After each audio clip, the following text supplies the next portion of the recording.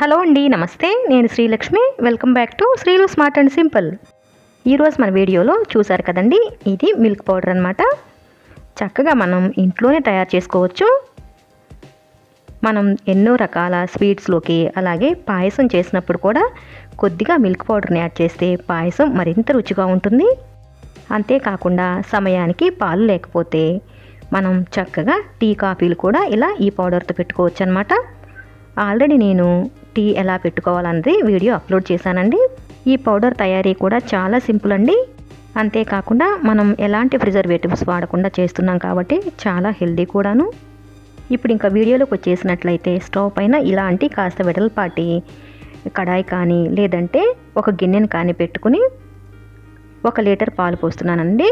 నేను 2 ప్యాకెట్ల పాలు పోసి మీడియం ఫ్లేమ్లో మరిగించాలి.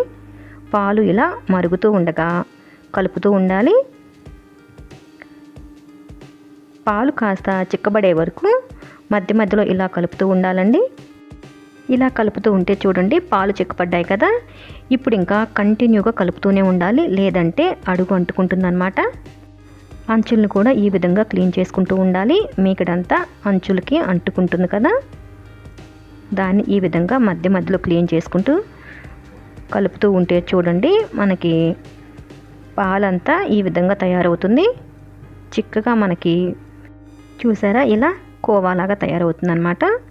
పాలు కాస్త చిక్కబడిన తర్వాత స్టవ్ని లో ఫ్లేమ్లోకి మార్చుకుని అలా కంటిన్యూగా కలుపుతూనే ఉండాలి. చూసారు కదా మనకి కోవాలాగా ఇలా తయారైంది కదా. ఇలా వస్తే చాలండి. ఇప్పుడు ఇంకా స్టవ్ ఆఫ్ చేసి పూర్తిగా చల్లారబెట్టుకుందాం. పూర్తిగా చల్లారేసరికి చూసారు కదా ఇంకా గట్టిపడింది.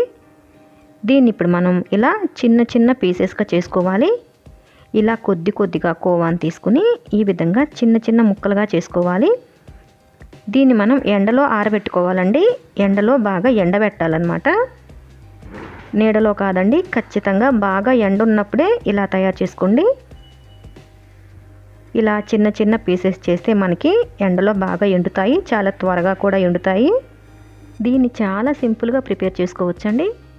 చూడండి ఇలా చిన్న చిన్న పీసెస్ పల్చగా నేను ఇలా 2 ప్లేట్లలో ఆరబెట్టాను. ఈ ప్లేట్లను ఇప్పుడు చూడండి బాగా ఎండ తగిలే ప్లేస్లో పెట్టి ఒక 2 రోజులు ఎండితే ఈ విధంగా పొడి పొడిగా అవుతాయండి. చూడండి ఇలా పొడి పొడిగా అవ్వాలి. వీటిని ఇప్పుడు మనం మిక్సీ జార్లోకి తీసుకుని మిక్సీ పట్టుకోవాలి. ఇవి సరిగ్గా ఎండకపోతే వాసన వస్తాయండి. అందుకే ఖచ్చితంగా ఎండ బాగా ఉన్నప్పుడే దీన్ని ప్రిపేర్ చేసుకోండి. చూడండి ఇలా మెత్తగా పౌడర్ లాగా పట్టుకోవాలి.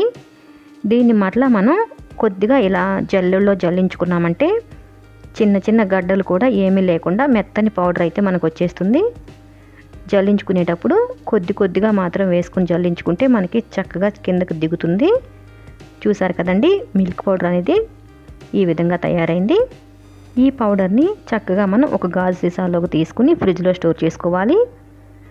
బయట పెడితే ఉంటుందో ఉండదో నాకు ఐడియా లేదండి, ఎందుకంటే మనం ఎలాంటి ప్రిజర్వేటివ్స్ వాడలేదు కాబట్టి నేనైతే ఫ్రిడ్జ్లో పెట్టే వాడుకుంటున్నాను. నేను ఈ పొడితో టీ కూడా పెట్టి వీడియోని అప్లోడ్ చేశానండి. ఆ వీడియో ఎవరైనా చూడని వాళ్ళు నాకు కామెంట్ సెక్షన్లో అడిగితే నేను లింక్ని షేర్ చేస్తాను. మీకు ఈ ఐడియా నచ్చినట్లయితే ప్లీజ్ అండి తప్పకుండా వీడియోని లైక్ చేసి నాకు సపోర్ట్ చేస్తారనుకుంటున్నాను. అలాగే మీ అభిప్రాయాన్ని కామెంట్ సెక్షన్లో కూడా తెలియచేయండి. మీరు కనుక మన ఛానల్ని సబ్స్క్రైబ్ చేసుకున్నట్లయితే తప్పకుండా సబ్స్క్రైబ్ చేసుకుని పక్కనే ఉన్న బెల్ ఐకాన్ని యాక్టివేట్ చేసుకోండి. Thanks for watching this video.